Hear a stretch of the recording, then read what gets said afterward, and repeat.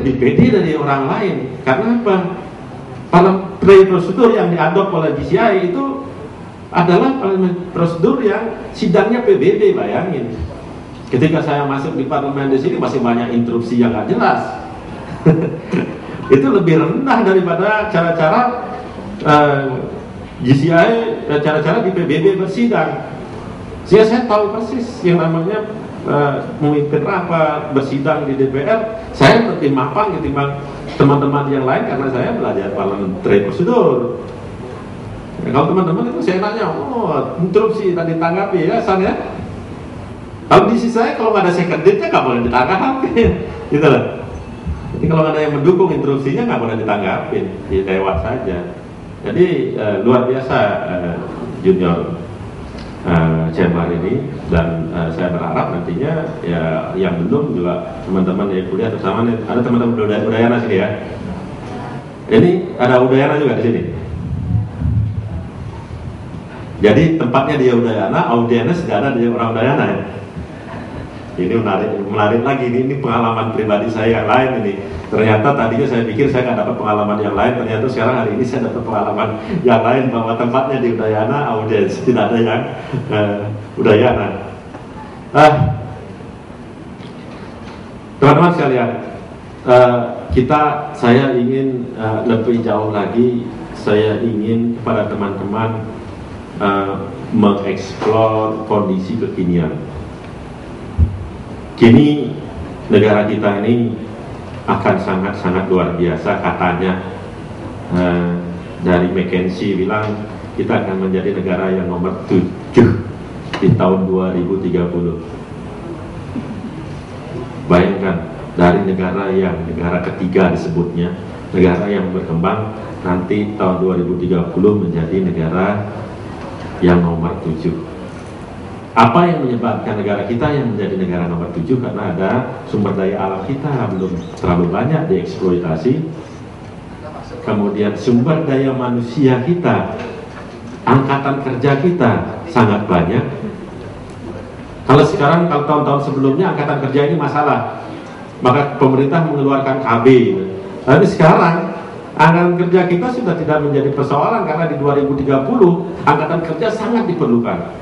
Negara-negara Jepang misalnya, China sekarang sudah kewalahan dengan angkatan kerjanya, Hong Kong dan sebagainya semua masih kewalahan dengan angkatan kerjanya. Kita mudah-mudahan nanti 2030 kalau kita sudah mampu memanfaatkan sumber daya alam kita dan mampu mendidik sumber daya manusia kita, karena kita mempunyai undang-undang yang 20% itu untuk pendidikan, maka saya yakin di 2030 kita akan menjadi negara yang benar-benar, bahkan saya mungkin lebih dari negara yang diramalkan oleh McKinsey itu menjadi negara yang nomor 7, bahkan akan lebih menjadi negara yang mungkin lebih dari nomor 7 itu ketika sumber daya alam, sumber daya manusia kita bisa dimanfaatkan dengan baik. Itu survive-nya kita ya, ini entah karena Tuhan berpihak kepada kita, itu tiba-tiba aja Eropa krisis, Amerika krisis, kemudian reformasi di Timur Tengah, kemudian bencana di Jepang, bahkan kemarin disusul lagi dengan bencana itu. Padahal saya yakin teman-teman di sini nggak ada yang berdoa bahwa kemarin itu Jepang bencana gitu. Tapi ini kondisi yang real yang menyebabkan di balik bencana itu ada opportunity bagi kita semua. Bali misalnya sekarang ini pertumbuhan cukup tinggi. Nah, pertumbuhan cukup tinggi ini jangan hanya sekedar teman-teman semuanya bicara bahwa kita kok jadi penonton, kita kok nggak diberi kue dan sebagainya. Ya.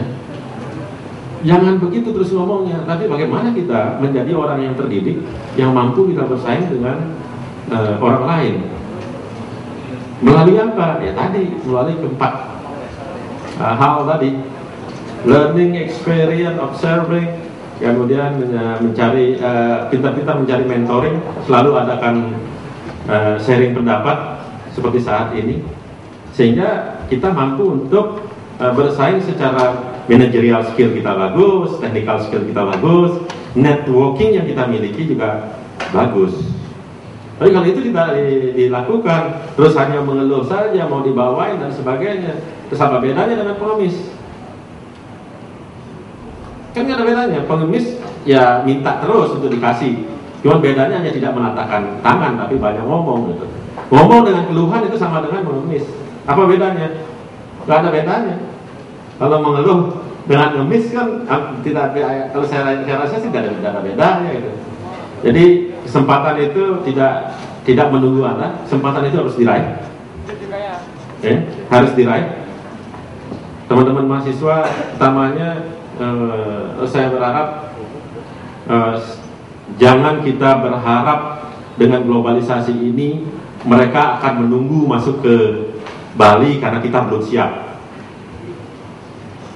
Ya, mereka akan masuk aja, setiap celah yang mereka miliki akan masuk mereka. Selama mereka bisa masuk, mereka nggak akan menunggu kita. Terus nanti kalau kita menunggu 2015 umpamanya, kita menunggu. Ketika 2015 kita baru bilang bahwa, waduh kita belum siap ini tentang globalisasi. Padahal ini kan berita sudah dari dulu, semenjak tanda tangannya udah jelas bahwa kita harus siap di 2015 dalam free zone di Asia ini. Nah ini perlu teman-teman, tidak hanya pada ruangan ini saya mengimbau, karena saya terus terang concern dengan kondisi Bali. Saya tidak hanya saya berharap ini ditularkan ke teman-teman yang lain. Ya, ketika saya memberikan mentoring di sini sekarang ini, tolong teman-teman yang lain di sini ini memberikan mentoring juga kepada yang lain-lain, menyebarkan virus mindset, virus dunia usaha kepada teman-teman yang lain, sehingga nanti benar-benar Bali tidak menjadi penonton, tidak termarginalisasi oleh keadaan, karena kita tidak siap untuk menghadapi yang semuanya sudah kita prediksi. Ini kan semuanya sudah terprediksi, sudah terumumkan. Tahu-tahu kita nggak siap untuk menghadapinya. Ya, karena kelemahan kita saja, karena kita tidak mau berusaha. Ya. Saya berharap nantinya tetap kita keep kontak gitu loh, antar sesama, menjalin hubungan, bersinergitas. Ya, kalau dulu kemandirian itu penting, ya dulu kan bahasanya selalu mandiri. Sekarang networking, sinergitas itu adalah kata kunci untuk melakukan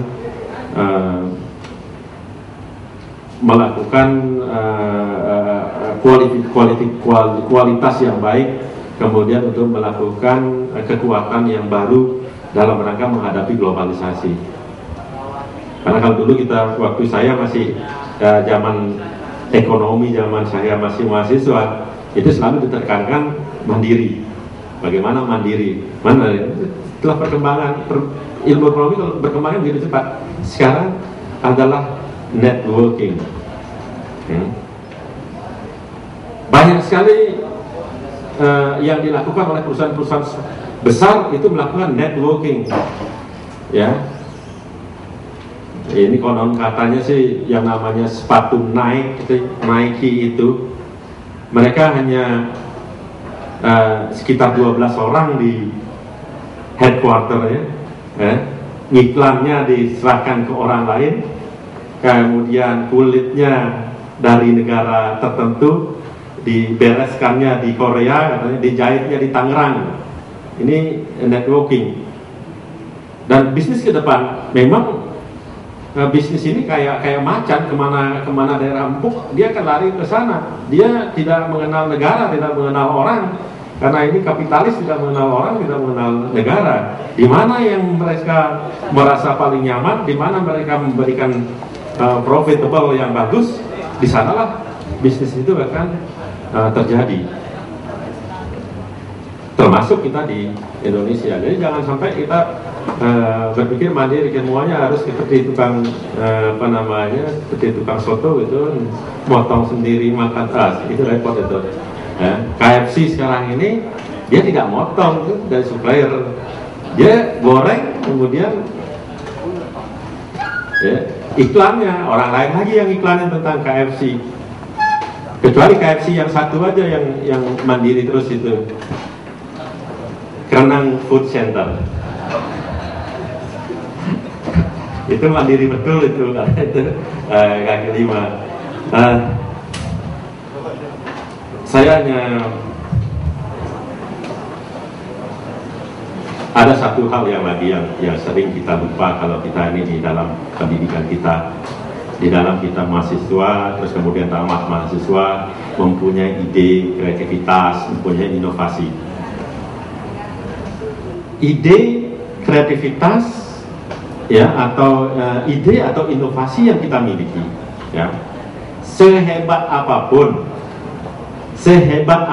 ide dan inovasi yang kita miliki, gagasan yang kita miliki, ketika tidak bisa terimplementasikan, maka ide dan gagasan itu sama dengan tidak ada. Saya itu ya, jadi ide dan gagasan, ya, ketika kita tidak bisa implementasikan, sama dengan ide dan gagasan itu tidak ada. Jadi teman-teman kalau punya ide dan gagasan harus terimplementasikan, baru mempunyai dampak terhadap diri kita. Apakah itu dampak sosial, artinya merupakan menjadi penghormatan kepada diri Anda, atau dampak kesejahteraan, mampu memberikan profit, mampu memberikan kehidupan yang layak bagi diri kita. Untuk itu, ya, ide dan gagasan harus segera. Nah, melalui apa? Kembali lagi, ya, melalui apa kita mengimplementasikan? Ya? Jangan selalu bicara tentang modal. Modal itu identik dengan uang. Ini kan kesalahan kita yang sering menjadi mindset kita, gitu loh. Modal itu banyak hal modal. Ya, modal kita itu bisa kita dengan modal intelektual, ya. Kemudian modal sosial. Modal sosial, network kita ini merupakan modal.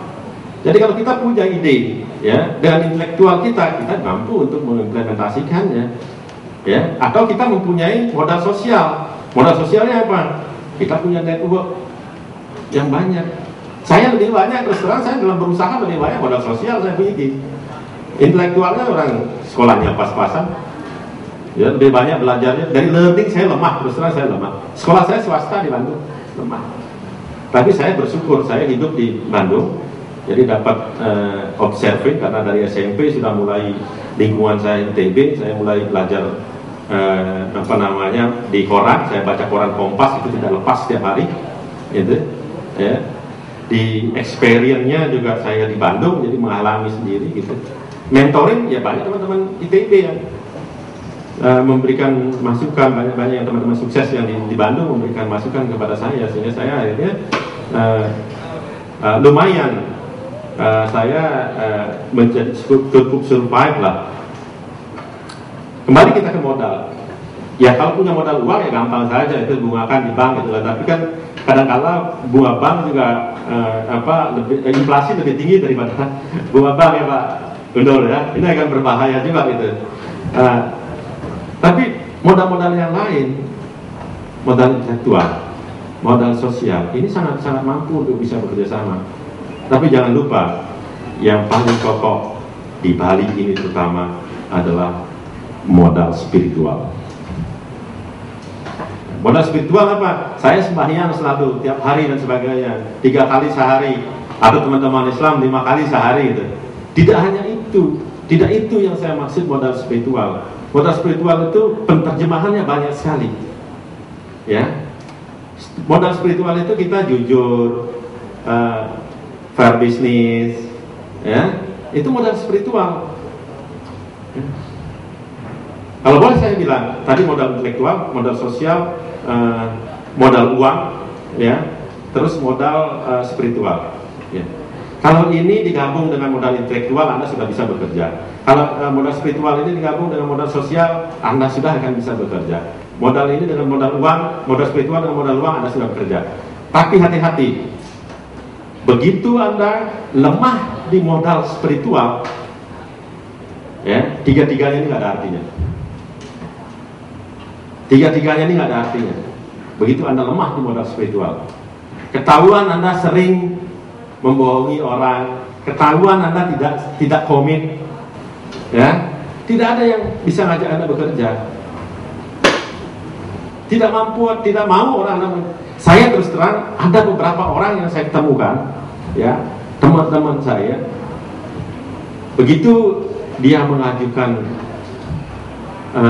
proposal ke saya, begitu dia ngomong, wah ada bagus nih kerjaan, saya belum apa-apa, saya udah nolak, karena saya tahu karakter spiritual dia nggak bagus.